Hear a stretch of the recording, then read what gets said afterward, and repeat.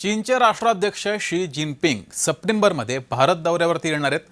भारत चीन संबंधासाठी हा दौरा किती महत्त्वाचा आहे पाहूयात।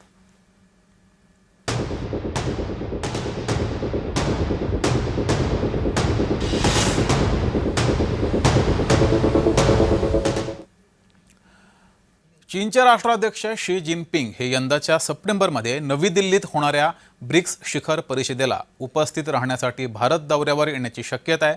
तसं झाल्यास 2020 मधील गलवान खोऱ्यातील संघर्षानंतर त्यांचा हा पहिलाच भारत दौरा असेल। 12 आणि 13 सप्टेंबर रोजी नवी दिल्लीमध्ये ब्रिक्स शिखर परिषद आयोजित करण्यात येणार आहे। भारत चीन संबंधामध्ये गेल्या काही वर्षात सीमावाद आणि लष्करी तणावामुळे निर्माण झालेला दुरावा कमी करण्याच्या दृष्टीने हा दौरा अतिशय महत्त्वाचा टप्पा ठरू शकतो। गलवान संघर्षानंतर दोन्ही देशांमधील संबंध अनेक दशकांतील सर्वात खालच्या पातळीवर गेले होते। त्यानंतर राजनैतिक आणि लष्करी स्तरावर अनेक फेऱ्यांच्या चर्चांमधून संबंध सामान्य करण्याचे प्रयत्न सुरू आहेत। शी जिनपिंग यांचा संभाव्य भारत दौरा या प्रक्रियेला आणखी चालना देणारा मानला जातोय। मात्र चीनकडून शी जिनपिंग यांच्या भारत दौऱ्याबाबत अद्यापही अधिकृत घोषणा करण्यात आलेली नाहीये। त्यामुळे त्यांच्या उपस्थितीबाबत अंतिम पुष्टी होणं बाकी आहे।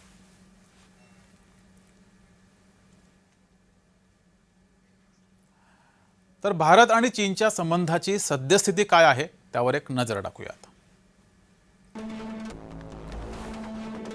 संवाद वाढलेला आहे। दोन्ही देशांमध्ये उच्चस्तरीय राजनैतिक चर्चा सध्या सुरू आहे। त्यामुळे दोन्ही देशांमध्ये संवाद नक्कीच वाढलाय। परराष्ट्र सचिव आणि वरिष्ठ अधिकाऱ्यांच्या नियमित बैठका होत आहेत। सीमेवर शांतता आहे, पण गलवाननंतर तणाव कमी करण्याचे प्रयत्न सुरू आहेत। मात्र ही शांतता पूर्णपणे नाहीये।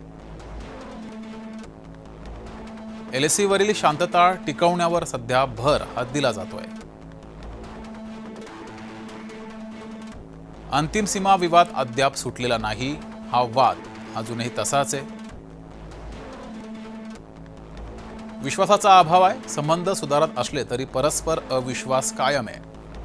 अद्यापही भारत चीनवर विश्वास ठेवत नाहीये। सुरक्षा आणि सीमावाद हे अजूनही संवेदनशील मुद्दे आहेत। हा प्रश्न अजूनही सुटला नाहीये। दोन्ही देशांमध्ये व्यापार वाढतोय। भारत चीन व्यापार पुन्हा वेगाने वाढतोय। त्यामुळे हळूहळू परिस्थिती सुधारू शकते।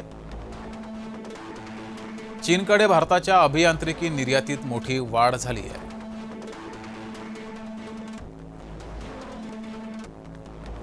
सहकार्याचे प्रयत्न सुरू आहेत। ब्रिक्स, SCCO सारख्या मंचांवर दोन्ही देश एकत्र दिसत आहेत।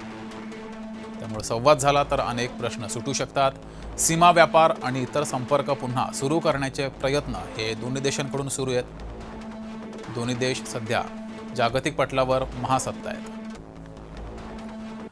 तर आंतरराष्ट्रीय विषयाचे अभ्यासक अनय जोगळेकर यांनी कसं विश्लेषण केलंय ते पाहूयात। यापूर्वी ब्रिक्स परिषद जेव्हा चीनमध्ये पार पडली होती तेव्हा तिला पंतप्रधान नरेंद्र मोदी उपस्थित राहिले होते आणि त्यातून 2020 साली भारत आणि चीन यांच्यामध्ये लडाखमधील डोकलाम भागात जो संघर्ष झाला होता त्याच्यानंतर दोन्ही देशांमधले संबंध वेगाने घसरत गेले होते। ते सावरण्याचे प्रयत्न सुरू झाले। अजूनही भारत आणि चीन यांच्यामधल्या संबंधांमध्ये वादाचे अनेक मुद्दे आहेत, तणावाचे अनेक मुद्दे आहेत। पण याचा अर्थ असा होत नाही की भारत आणि चीन एकमेकांशी चर्चा करत नाहीयेत।